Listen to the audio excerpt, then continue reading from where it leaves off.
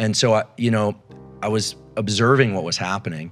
And then after that, that July 4th, 94 incident I realized this is it. It's now or never. It really was one of those moments. You hear about those moments, but it was me realizing I'm living in this squat. I've got a pet ferret. My girlfriend's gone. She broke up with me. She was smart enough to break up with me.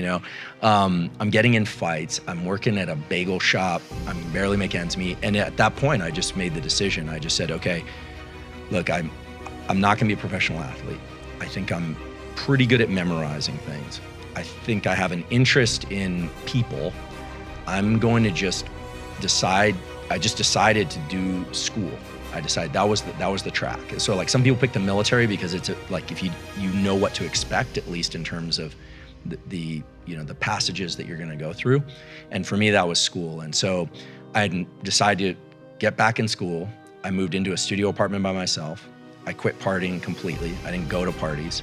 I got really serious about fitness. So I just started running and lifting weights. And I studied. You went like Henry Rollins style. I did. Yeah. I did. That's a lot of self-awareness, I mean, people go into the military because on some level, some people do because there's some yearning for having that structure imposed upon their lives. But you constructed that kind of structure for yourself. Yeah, I think I was really afraid.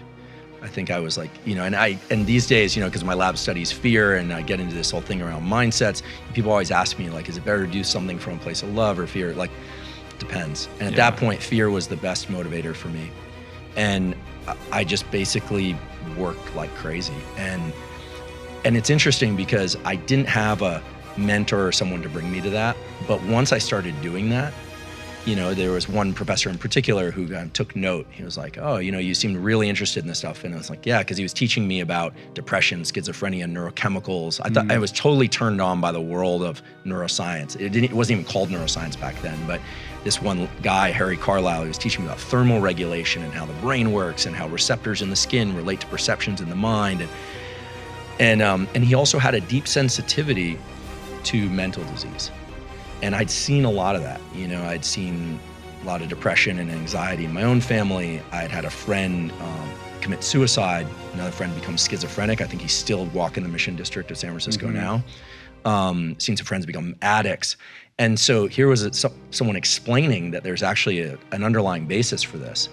And I just poured myself into it. Is that the same guy who would smoke underneath the vacuum hood and stuff like that, like a bit of an iconoclast? Yeah, he was amazing. So he was a favorite teacher of many students, but if you could get into his lab, then you were kind of one of the chosen ones, I guess. He's like the perfect mentor at the perfect time for you. Yeah, so he used to drink coffee in lab, which you're not supposed to do. He used to smoke cigarettes in lab and in the fume hood, and they used to come and yell at him, and he would do it anyway.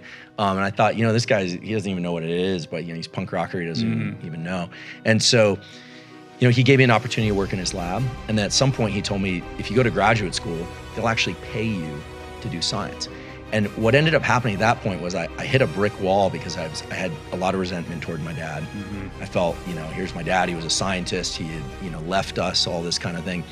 And I realized if I didn't do this, if I didn't take this opportunity, it was gonna be the most foolish thing ever. What am I gonna do? Spite my, my parents? Because I was 20 years old at that point. So I just made the decision. I'm gonna get a PhD. I'm gonna become a professor. I'm gonna get tenure. I'm gonna be like this guy. This guy who looked like he had a pretty good life to me. And so that's pretty much how I spent the last 25 years of my life is doing experiments. It worked out. It worked out. I mean, it was a lot of work. I mean, I didn't have the power of concentration. I hadn't read all the good books that gun high school students read growing up. I had to learn how to speak properly, learn how to think properly, and really learn how to commit to something that was very linear and at times was very painful. And I went to some pretty extreme things. I actually used to set a timer, and I wouldn't allow myself to get out of the chair until the timer went off. Right. So, and I would experience extreme agitation. But over time, I got pretty good, and now I can do long stints of work without any breaks. And it worked out. You developed that neuroplasticity in your favor, ultimately. You were always a reader, though, right?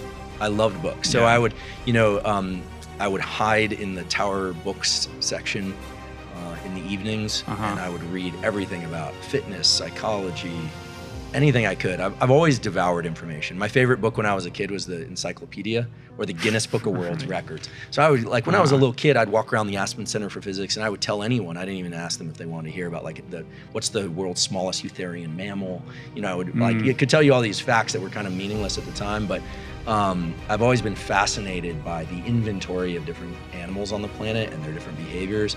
And so, yeah, voracious reader, and still now. Yeah. I love information.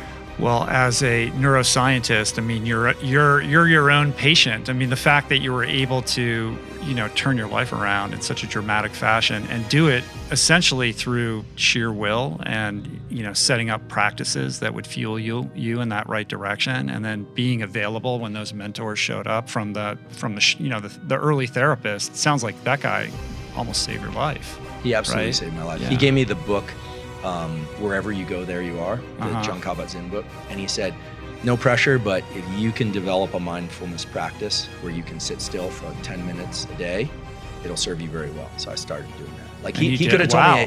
told me to hang out of a window by my Uh-huh. ankles. I would have done it. I think there was a self-preservation thing was kicking in for me. So I got very interested in mindfulness meditation. He also, it was, I think, quite smart in saying, look, there's a whole world of psychedelic drugs that are powerful in influencing the mind.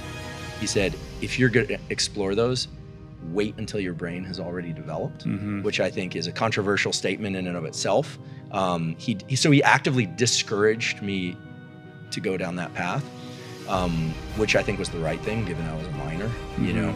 And nowadays there's all this discussion now about psychedelics and their power, and I think they are very interesting compounds, but he really steered me towards behavioral practices. Like, what could I do each day from waking up to going to sleep that would serve my mental health and my productivity well? Right. Yeah, I owe him a tremendous amount, and especially because he wasn't just in the psychoanalytic theory, he also was like cognitive behavioral. He understood the power of practices, not just discussing issues. Yeah.